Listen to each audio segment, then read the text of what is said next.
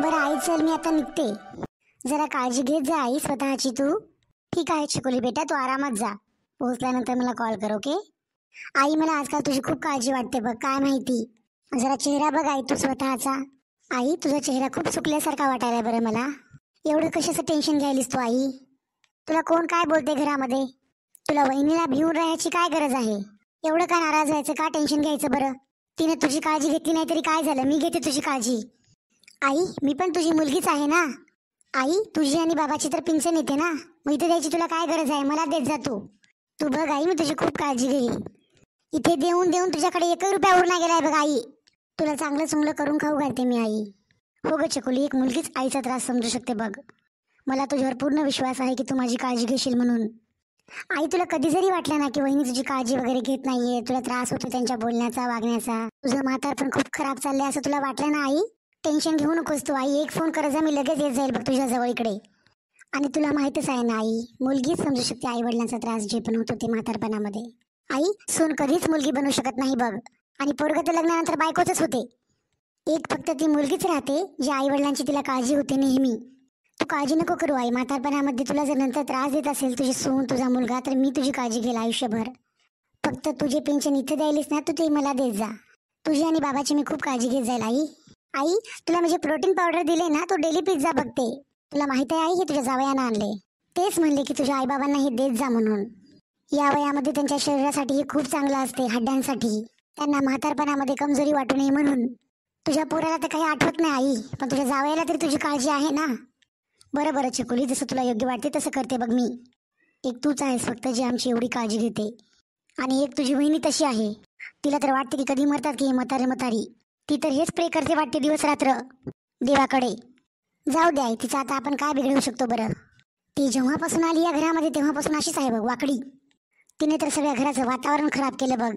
चल बरं आई, मी निघते आता, मला उशीर होतोय बघ. आई, ते पैसे दे की मला. मी तुला बोलले होते ना 2 लाख रुपये पाहिजे म्हणून, मला दे की आई. हे घे चकोली, सांभाळून घेऊन जा बरं आरामात. पूर्ण 2 लाख रुपये आहेत बघ. तू 1.5 म्हणली होती, मी 2 पूर्ण दिलेत बघ तुला. ही पूर्ण 6 महिन्याची पेन्शन आहे बघ चकोले. तुला माहित आहे मी 6 महिन्यापासून 1ही रुपया दिला नाही बघ घरी. काय भरोसा यांचा सुनेचा आणि पोराचा. आई चल ठीक आहे, मी निघते आता, उशीर होतो आई मला. अरे ताई, तुम्ही चालल्या का ताई?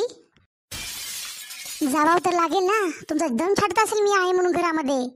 तुम्ही तर हेच विचार करता की मी कधी जाईल म्हणून. वहिनी मी चालले आता. ठीक आहे ताई.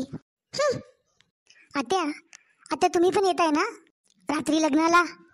नाही ग सोनम, माझं मन नाही बघ येण्याचं. तुम्ही 2 जण जा जोडीने. एक काम कर, तू माझ्यासाठी थोडी चिकट खिचडी बनवून जा बघ जाताना. अहो आत्या, आल्या असता तर बरं वाटलं असतं. इथे एकट्यामध्ये तुम्हाला तर बोरच होईल ना आत्या. तिकडे तुमच्या मैत्रिणी पण असतील, नातेवाईक पण असतील. तेच तुम्हाला सगळं बघून चांगलं वाटलं असतं, बोलणं पण झालं असतं. एकट्यामध्ये बसून तर नाराजच राहते माणूस, बोर पण होते, काही पण विचार करते विनाकारण. नको सोनम, माझं मन बिलकुल नाही बघ. तुम्ही 2 जण जा. ठीक आहे आत्या. आत्या, मी याच्यासाठी आले होते की मी एक पैठणी साडी घालणार आहे बघा, काठापदराची. तुमच्याकडे एक लॉंग सेट आहे बघा सोन्याचा, तो थोडासा हेवी आहे ब्रॉडमध्ये. ही नाही आत्या, जो तुमच्याकडे दुसरा एक लांब आहे बघा लॉंगवाला, तुम्ही ते द्या मला. ते मी घालणार आहे आज त्या काठापदराच्या साडीवर. तो खूप छान दिसेल. तो खूप सुंदर आहे सेट, तो खूप छान दिसेल माझ्या अंगावर. तुम्ही एरवी कुठे नेसून जाऊ देत नाही ना आई, घालू पण देत नाही कोणतं काही असं नवीन बाहेरचं लग्न असते म्हणून. आता हे तर घरचंच लग्न आहे ना, हे द्या ना मला घालायला. सगळे बघतील, सगळे रिलेटिव्ह येतील ना आत्या. तुम्ही ते जरा वर काढून ठेवा आई, तोपर्यंत मी मॅचिंगमध्ये चुडी वगैरे बघते दुसरं काही आहे का अजून. आणि तुमच्या मला वेली पण द्या आई. ते हेवी हेवी कानातले आहेत ना, थोडंसं वेली घातल्या तर थोडंसं कानाला सपोर्ट पण राहील माझ्या, दुखणार पण नाहीत माझे कान. जड आहेत ना ते कानातले म्हणून. सोनम, काय गरज आहे एवढा हेवी हार घालून जाण्याची गळ्यामध्ये? आणि जेव्हा तुझे कान दुखतात तर काय गरज आहे एवढं हेवी घालण्याची तुला कानामध्ये? काय गरज आहे तुला एवढा हेवी सेट घालण्याची? दुसरं काही हलकं फुलकं असेल ना ते घालून जातो लग्नामध्ये. तुला माहित नाही का आजकालचं वातावरण किती खराब झालंय? ते लोकांची कशी नजर असते गळ्यात काही घातलेलं बाहेर नाही. कोणी जर गळ्यातल्या हारावर हात मारला ना, तुझं काय जाणार आहे? लाखाचं नुकसान माझं होईल. जा दुसरं कोणतं घाल हलकं फुलकं गळ्यामध्ये, ते नको. नाहीतर नकली घातलं तरी पण चालेल बघ, तुला म्हणणार नाही कोणी सोन्याचं आहे का नकली आहे म्हणून. जा आता, तुला तयार नाही व्हायचंय का? कशाला थांबलीस इथं डोक्यावर माझ्या तसं वाकडं तोंड घेऊन? आता तुला उशीर होईना गेलाय वाटतं. हो आत्या, जाते. बापरे, ही सोनम कमी चालाक आहे का? मला हार विचारायला येईन. आता हिला मी कसं सांगू? ते कानातले झुमर आणि गळ्यातला सेट मी माझ्या पोरीला दिलाय ते. आता काय पाहिजे तुला अजून? आत्या, ते बांगड्यात तरी द्या मला. काहीतरी गोल्ड असायला पाहिजे ना आत्या. ते मला काही सांगू नका. घरातलं लग्न आहे आपल्या, ते द्या मला आत्या तुम्ही घालण्यासाठी. घरातलं लग्न आहे, सगळे नातेवाईक येतील, बघतील. चांगलं वाटते का बरं असं? एरवी तरी मी असं कधी काही घालते का गोल्डचं? एक टाईम असतो असं काही घालण्याचा. मी लक्ष देऊन सांभाळून घेऊन येईल आई. द्या मला तुम्ही घालण्यासाठी. ते माझ्याकडे आता ते सगळं नाही आहे. हे सगळं काही ज्वेलरी सेट वगैरे मी तुझ्या नंदबाईला देऊन टाकला. तिच्याच जवळ आहे आता हे सगळं. तिला कोणत्या तरी लग्नामध्ये घालायचं होतं, तू तर घालत नव्हतीस ना. तुला तर सहसा कोणती गोष्ट आवडत नाही ना. तू तर सरळ बोलतेस मला हे आवडलं नाही म्हणून. जुनी डिझाईन आहे, असं आहे तसं आहे नेहमी म्हणतेस तू. तिला गरज होती, मी देऊन टाकलंय. ती किती खुश होऊन घालते. ती नाही म्हणत कधीच की जुनी डिझाईन आहे, असं आहे आई, तसं आहे आई म्हणून. देऊन टाकले मी तिला. मी तुला कोणतीही वस्तू दिलेली तुला कधी आवडली का सोनम? 36 नखरे असतात तुझे नेहमी. आत्या तुम्ही हे सगळं ताईला का दिलं बरं? तुला विचारून देऊ का? ती मुलगी आहे माझी. आणि तसं पण मायलेकीचं कोण वाटून घेते? तसं पण तू आहेस कोणी सगळं मला विचारण्यासाठी? आत्या याच्या अगोदर पण तुम्ही त्यांना झुंबर दिलेत आणि बांगड्या पण दिल्या. अगं कोण आहेस तू मध्ये बोलायला? माझे दागिने, माझी ज्वेलरी मी कोणाला पण देऊ? कोण म्हणू नका, सून आहे मी या घरची. तुमची सून आहे सून. आणि तुमच्या पोराची बायको आहे मी. लग्न करून आले मी या घरामध्ये. माझा पण अधिकार आहे या घरावर, घरातल्या वस्तूवर. आत्या एवढे मोठे मोठे तुम्ही डिसिजन घेता. मला कधी विचारत पण नाही की सोनम तुला कधी काही पाहिजे का याच्यातलं, तुला काही आवडते का? मी मानलं की आत्या ती तुमची मुलगी आहे, तुम्ही तिला काहीही देऊ शकता हक्काने. तुम्ही काहीच देऊ नका मी असं नाही बोलत. पण आत्या तुम्ही सगळी ज्वेलरी, सगळ्या वस्तू तुम्ही ताईला देऊन टाकल्या. हे तर चुकीचं आहे ना आत्या. ऐक सोनम, अधिकाराची गोष्ट करतेस ना तू आज ऐकच, कान उघडे करून तुझे. माझ्या प्रत्येक एक एक वस्तूवर माझ्या मुलीचा अधिकार आहे फक्त. समजलं का हे तुला? ठीक आहे आत्या, तुम्ही आज आता हे पण सांगून टाका तुमच्या कोणत्या वस्तूवर तुमच्या मुलाचा अधिकार आहे की नाही या घरामध्ये. आणि आत्या तुम्ही पण एक गोष्ट लक्षात ठेवा, तुम्ही नंदबाईला एवढं सिंपल समजता ना, ती एवढी सिंपल पण नाही जेवढं तुम्ही समजता तिला. ती भोळं बनून तुम्हाला येडं बनवायली. आत्या तुम्हाला या गोष्टीचा नाही पश्चाताप झाला एका दिवशी तर माझं नाव बदलून ठेवा तुम्ही. अगं जा तू. मला शिकवायली माझी पोरगी कशी आहे ते. माझी मुलगी आहे ती, मी तिला चांगलंच ओळखते. माझी मुलगी सहसा चुकीचं कधीच करत नाही. तिच्या मनामध्ये काही लालच नाही, जसं तू समजायलीस. तू स्वतःच तशी आहेस म्हणून तिच्या बाऱ्यात तू तसा विचार करायलीस. तू आणि तुझ्या नवऱ्यापेक्षा जास्त तिला काळजी आहे माझी. आणि ते तुझा नवरा कधी विचारते का आई वडील कुठं आहेत ते? आणि माझी मुलगी रात्र रात्र झोपत नाही माझ्या काळजीने. एवढी चिंता करते ती आमची. आत्या तुम्हाला समजावणं म्हणजे स्वतःच्या पायावर कुऱ्हाड मारून घेण्यासारखं आहे बघा.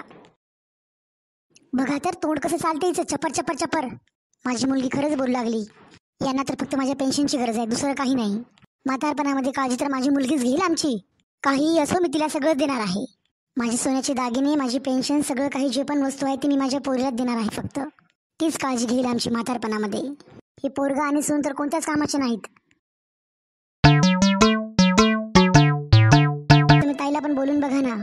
काय माहिती आत्या, थोडीफार तर मदत करतील ना ताई. बस काही दिवसाची तर गोष्ट आहे ना आत्या, होऊन जाईल सगळं काही चांगलं. थोडंसं तंगी चालली आत्या, समजून घ्या तुम्ही पण. काही दिवसानंतर सगळं काही चांगलं होईल. यांनी बोलू लागले की तुम्हाला 1-2 महिने खूप तंग चालेल. थोडासा विचार करून तुम्ही घरामध्ये पैसे वापरा. नंदबाई थोडीशी मदत करतील तर चांगलं राहील आत्या आपल्याला. फक्त 1-2 महिन्याची तर गोष्ट आहे ना आत्या, तुम्हाला पण माहीत आहे. तू खरं बोलायलीस ग, पण पोरीला पैसे मागणं चांगलं वाटेल का? आत्या तुम्ही त्यांचे पैसे मागू नका, पण त्यांना आपण जे दिले होते ते तर तुम्ही मागू शकता ना. आतापर्यंत आत्या तुम्ही त्यांना पैसे, ज्वेलरी दिलेले आहेत. त्यांची थोडीशी हेल्प होईल तर चांगलं होईल आपल्याला. आत्या मी तुम्हाला हे म्हणण्यात गेले की तुम्ही त्यांच्याकडून दिलेले पैसे वापस घ्या म्हणून. फक्त थोडे दिवसासाठी आपल्याला जरा प्रॉब्लेम आहे त्याच्यामुळे बोलायले मी. 1-2 महिना जर आपल्याला मदत होईल ना आत्या तर चांगलं राहील आपल्यासाठी. हो ग सोनम, तू खरंच बोलायलीस बघ. हो ग, आता ती कामाला नाही पडणार आपल्या, तर कधी पडेल मग ती कामाला? तसं पण तिला खूप काळजी असते आपली. तू बघ सोनम, ती आपली नक्कीच मदत करेल बघ. आणि हो तसं पण 1-2 महिन्याची तर गोष्ट आहे सोनम, ती आपल्याला नक्कीच मदत करेल, तू बघ. हो ना आत्या. हॅलो छकुली, कशी आहेस बाळा तू? कसे आहेत सगळेजण घरी तुझ्या? हॅलो बाळा छकुली, ऐक ना ग. छकुली सध्या घरची परिस्थिती बरोबर नाही ग, तुला तर माहीत आहे ना. 1-2 महिने जरा आम्हाला त्रास आहे बघ. तुला तर माहितीच आहे ना छकुली, तुझ्या भावाच्या कंपनीमध्ये लॉस झाला आहे ते.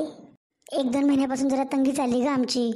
छकुली मी तुला हे म्हणत होते, थोडंसं पैशाची किंवा ज्वेलरीची जरा झाली असती सोय तर बरं झालं असतं ग. तू दागिने वगैरे काही दिलं असतंस ना छकुले, तर आम्ही त्याच्यावर जरा लोन घेतलं असतं ग कंपनीसाठी तुझ्या भावाला. नाही तर तुझ्याकडे पैसे असतील तर पैसे दे थोडे आम्हाला. आई पैसे माझ्याकडे कुठून आले?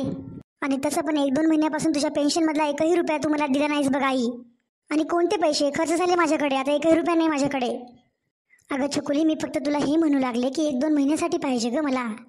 आणि तुला परत देताना मी डबल देईल तुला त्याचं व्याज वगैरे. नाहीतर मग तू कोणती तरी ज्वेलरी दे जी मी तुला दिली होती बघ सेट घालण्यासाठी, सोन्याची मोठी हेवीवाली. ते दिलंस तरी आमचं काम होऊन जाईल ग कंपनीसाठी. शकुली फक्त 1-2 महिन्याची तर गोष्ट आहे ग. तुझा भाऊ पूर्ण प्रयत्न करत आहे बघ. आणि हो, दिवस रात्र तो कंपनीच्या कामासाठी बिझी असतो बघ. आमचं लवकरात लवकर काम होऊन जाईल. जे पण प्रॉब्लेम चालले ते आमच्या घरामध्ये. ए आई, माझ्याकडे काही पण नाही बघ, ज्वेलरी वगैरे. आणि तसं पण तुला लाज वाटायला पाहिजे. लग्न झालेल्या पोरीकडून कोणी मागते का पैसे? तू पण हद्द करतेस बघ. माझ्याकडे नाहीत पैसे वगैरे काही. आणि तसं पण आई, मी आता झोपायला, मला बार बार फोन करून डिस्टर्ब करू नकोस बघ. काय झालं त्या? काय म्हणल्या ताई? काही नाही ग सोनम, ती बोलत आहे की माझ्याकडे पैसे नाहीत म्हणून सध्या आता. आणि तसं पण आपण तिला 1-2 महिन्यापासून काही दिलं पण नाही ना. ती म्हणली माझ्याकडले पैसे सगळे खर्च होऊन गेलेत. आणि तसं पण तिला झोप येऊ लागली, ती झोपी गेली.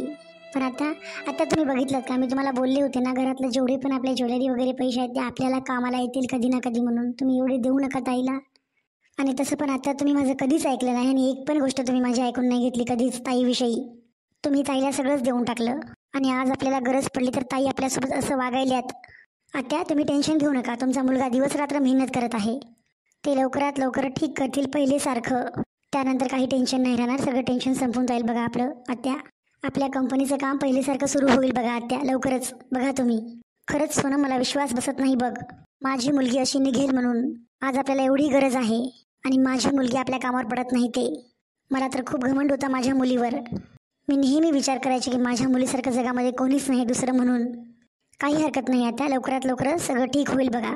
आता हे दिवस रात्र मेहनत करत आहेत हे तुम्हाला पण माहिती आहे ना. आणि हो, लवकरात लवकर आपल्या कंपनीचं पहिलेसारखं काम चालू होईल बघा. आता तुम्ही या गोष्टीचं टेन्शन घेऊ नका. सगळं काही लवकरात लवकर चांगलं होईल बघा. हो ग सोनम, आपली परिस्थिती पहिलेसारखी लवकरात लवकर चांगली होईल बघ. फक्त एवढंच की कधी जर प्रॉब्लेम झाला तर आपल्या सर्वांना मिळून मिसळून राहावं लागेल बघ. आणि सोनम, खरंच मला माफ कर, मी तुझ्या बोलण्यावर कधीच विश्वास ठेवला नाही बघ. खरंच बोलून गेले कोणीतरी. आणि हो, खराब टाईममध्ये समजते आपलं कोण आहे आणि परकं कोण आहे ते. हॅलो मित्रांनो, तुम्हाला आमची आजची स्टोरी कशी वाटली कमेंट करून आम्हाला नक्कीच कळवा. व्हिडिओला लाईक करा आणि चॅनलला सबस्क्राईब करायला विसरू नका.